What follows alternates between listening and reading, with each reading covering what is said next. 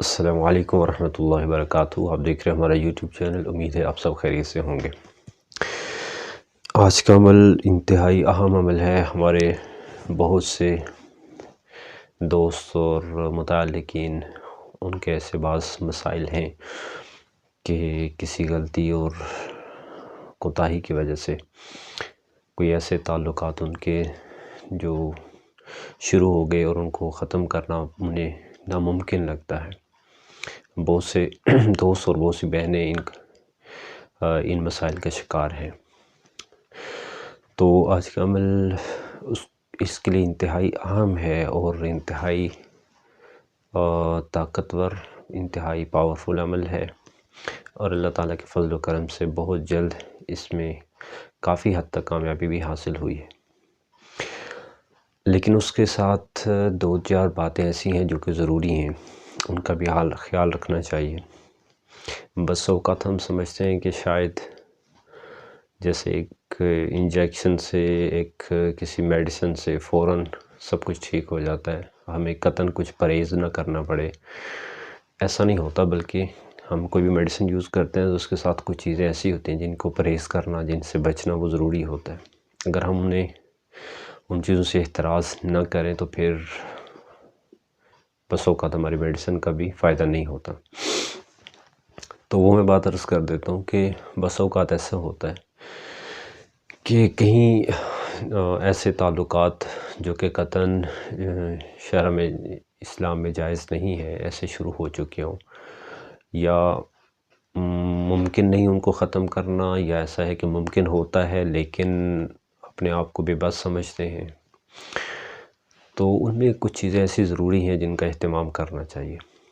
پہلی بات جس کا اہتمام کرنا مجھے ضروری ہے کہ ہم ضرور 5 وقت نماز کی پابندی کریں، جس سے پہلے نمبر پہ آپ کو ہمارے اس عمل اور وظیفے کا فائدہ ہوگا، اور 5 وقت نماز کی پابندی کے بغیر عمل کا اور اس وظیفے کا فائدہ ہمیں نہیں ہوگا۔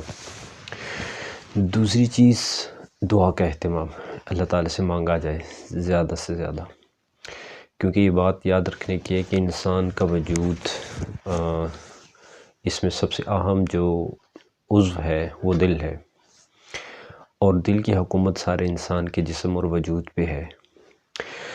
دل جو بھی احکام دیتا ہے پورے اعضاء کو وہ دیتا ہے، اور سارا جسم دل کی بات کو مانتا ہے۔ اور یہ یاد رکھنے کی چیز ہے کہ دل اللہ تعالیٰ کی 2 انگلیوں کے درمیان ہے، اللہ تعالیٰ انہیں جس طرف بھی چاہیں اللہ پھیر سکتے ہیں۔ احادیث مبارکہ کی روشنی میں یہ چیز ملتی ہے کہ دل اللہ تعالیٰ کی، ابن آدم کے دل اللہ تعالیٰ کی 2 انگلیوں کے درمیان ہوتے ہیں، اللہ تعالیٰ ان کو جہاں چاہیں پھیر سکتے ہیں۔ تو ہمیں یہ دعا کرنے کا بھی حکم ہے۔ ہم دعا بھی اللہ تعالیٰ سے کرتے ہیں، جیسے یا مقلب القلوب ثبت قلوبنا علی دینک،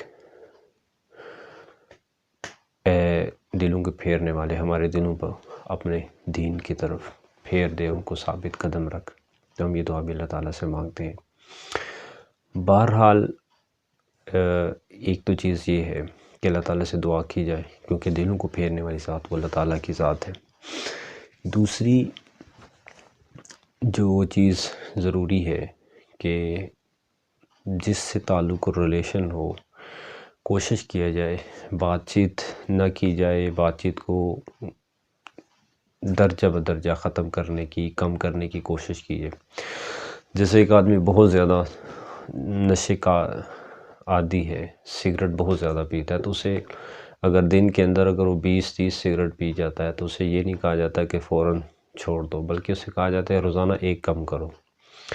تو بس اوقات ہم کسی ایسے سٹیپ پر، ایسی جگہ پر پہنچ چکے ہوتے ہیں کہ اس سے فوراً مڑنا مشکل ہوتا ہے۔ تو گریجولی ایسا ہو سکتا ہے کہ ہم سٹیپ بائی سٹیپ ہم بیک گیئر لگا سکتے ہیں۔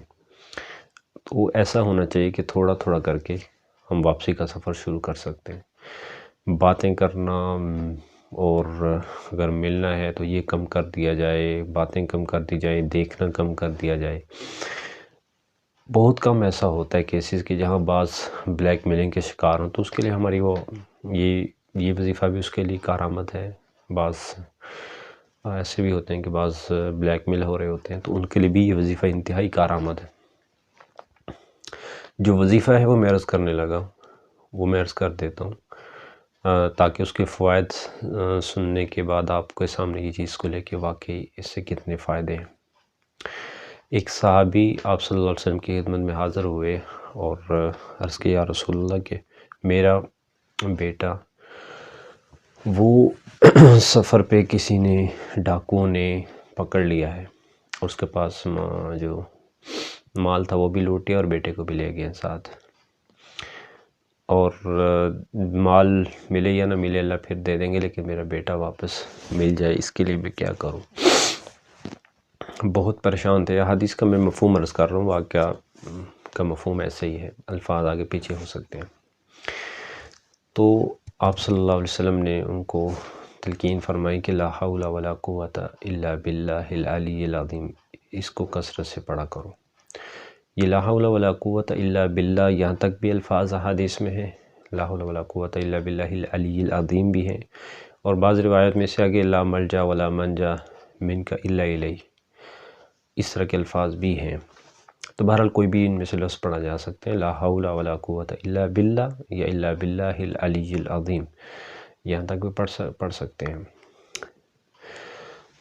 اور اس کو اس صحابی نے چند دنوں کے بعد اس عمل کو کچھ دن عمل کیا، اور کچھ دنوں کے بعد رات کے وقت میں ان کے دروازے پہ دستک ہوئی تو باہر دیکھا تو بیٹا ہے، اور انتہائی خوشی سے اپنے بیٹے سے ملے۔ تو بیٹے نے بتایا کہ میں واپس آ گیا ہوں، اور اگرچہ مجھے جب انہوں نے پکڑا تھا تو میرے پاس 4 اونٹ تھے، تو میں بھی ان کی 40 اونٹ ساتھ اپنے پکڑ کے لے آیا۔ تو آپ صلی اللہ علیہ وسلم کی خدمت میں صبح یہ والد اپنے بیٹے کی بات کو لے کے حاضر ہوئے، یا رسول اللہ یہ ہوا۔ تو آپ نے فرمایا کہ باقی جو کچھ مال ان کا لے کے آیا وہ تو کفار تھے، اور یہ مال غنیمت ہے، یہ تمہارے لیے حلال ہے۔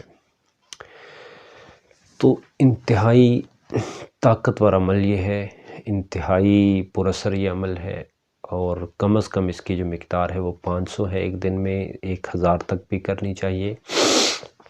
کم از کم اول و آخر درود پاک پڑھنے کے بعد، ہر نماز کے بعد 1 تسبیح پڑھیں تو دن میں 500 ہو جائیں گے۔ اگر ہر نماز کے بعد 2 تسبیح پڑھیں اول آخر درود پاک تو پھر یہ 1000 ہو جائیں گے۔